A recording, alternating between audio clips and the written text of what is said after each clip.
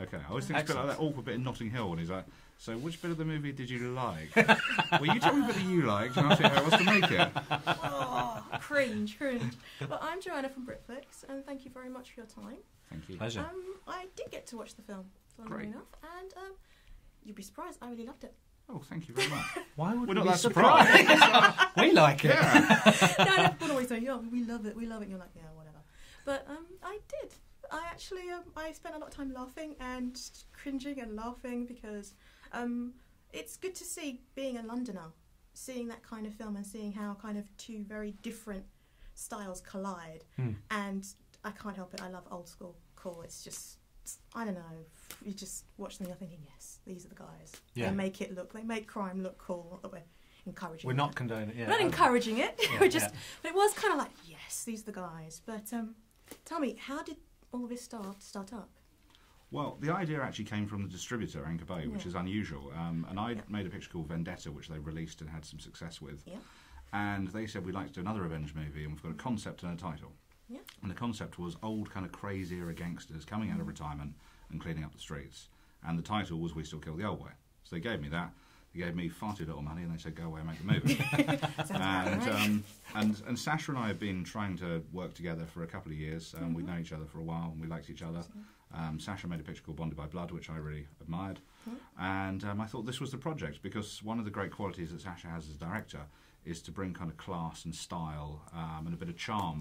No, but you know, that's the reason the reason we're proud of this movie is because it's not just another violent British film where everyone's screaming and shouting at each other, and it's we kind of wanted to make a bit more of a stylish movie, something a bit more capery, and he was the man to do it. Thank you. Welcome. No, and I mean, I love the concept of, because obviously I've done Bonded by Blood, so I'm with many people and kind of going, not another British gangster movie unless there's a reason for it. And I just really like this concept that they were coming out of retirement and that they did things a different way to modern day criminals, shall we say. And as you said, there was a certain class to that. And yeah, so I worked hard at sort of making them characters, making them individuals, and they have their own moments and what have you. And it just felt different to me to a lot of the scripts that circulate, and we kind of go, no. So and between us, we made loads of these movies, and we've turned down even more because the quality of these genre scripts isn't always great. And this time, I think we got really lucky and made something a bit different. Yeah, it worked. It worked. Good. I guess from a writer's point of view, I loved it because I was laughing at some of the tricks you pulled.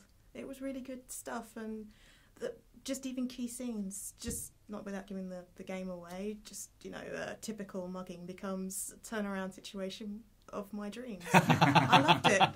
That's how it should be. Yes. That's it. And we hope that message goes out to all muggers out there. It's true. That, you might pick on the wrong guy one day, and that's kind of... Well, it's like that great old Michael Winner story when he offered Charles Bronson Death Wish, and he said, I've got this movie, Charlie, you're going to shoot muggers in it. And Bronson says, I'd like to do that. He says, the movie? No, shoot muggers. That's... Sounds like the kind of thing you would say.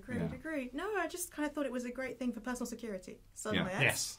Definitely one up on that. But it also seems as though you've got a really dream cast. I'm sorry, I mean, I knew most of the names on there straight off, and I was already happy. I was beaming because I... Yeah, well, so were we. Imagine when we got them. We were doing cartwheels around the office. It was great. When they all said yes, it was like, I mean, that's worked out. How did you pull that off? That just doesn't happen. Just a lot. We got them drunk. Yeah, we got them drunk. Took out really nice lunches. I can believe. You know what, Stephen did us such a big favour because it wasn't the biggest part, and he came and did it, and it was really late at night, and what a fantastic guy. And all of them, the cast was a mixture of people that I know, people that Sacha knows, and some people who were completely new to us, like Ian Ogilvy, complete hero. Yeah, but he was a very happy, sort of stroke of luck, wasn't he? Complete. And I had to have this Skype call because he lives in LA, and had this Skype call where he seemed to be trying to talk himself out of the job all the time. He'd seen our other movies. Yeah. So, how do I do this politely? But he was like, I'm quite tall, but I'm not a big muscly guy, and will the audience? And I was like, no, you're the brains. You're the, you're the George Clooney of the operation. And at which point, even on the crappy little Skype reception, I saw his eyes light up, and he was like, Did he do the eyebrow? Yeah, he did both. George Clooney. You got the eyebrow. You got the eyebrow. That was it. He was in, and that was brilliant because, as a young boy, I look back now and remember watching The Saint, and it's one of those moments when you meet him and you're working with him, you're going, if I could tell my 8-year-old self that I'd be directing this dude, it would just blow my mind. So, it was fantastic. It was a lot. That casting this movie was a bit like going to the toy box of all your favourite movies and getting out the toys and playing with them, because we had so many brilliant people, didn't we? Yeah.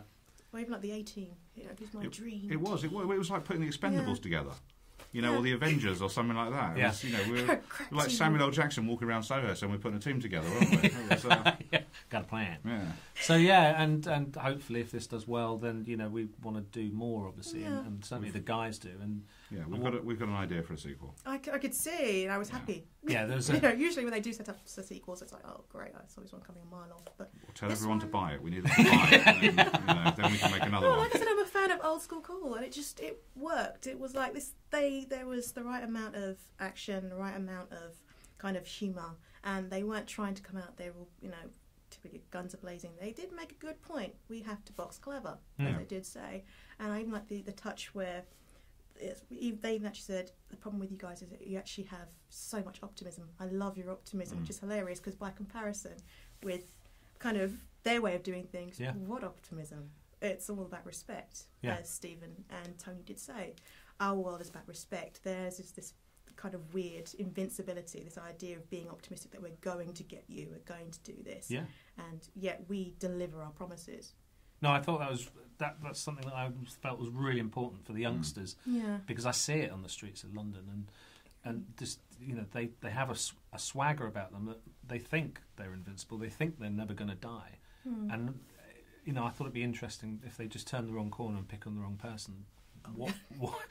As we saw, as they did discover, and that's, and for the audience, there's a certain, again, we're not saying be a vigilante, but for the audience of a piece of entertainment like this, there's a certain satisfaction there where you feel like, good, at least the bad guy got brought down. Or the other bad guys, kind of, or retired bad guys. That's the best part. They're not heroes. They're not. No one's entirely innocent, apart from maybe one or two.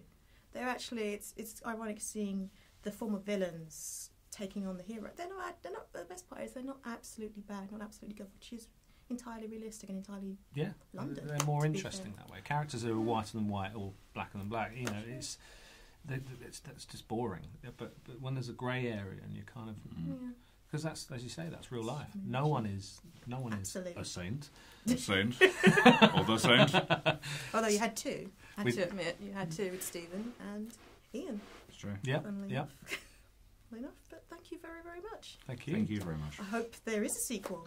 So do we.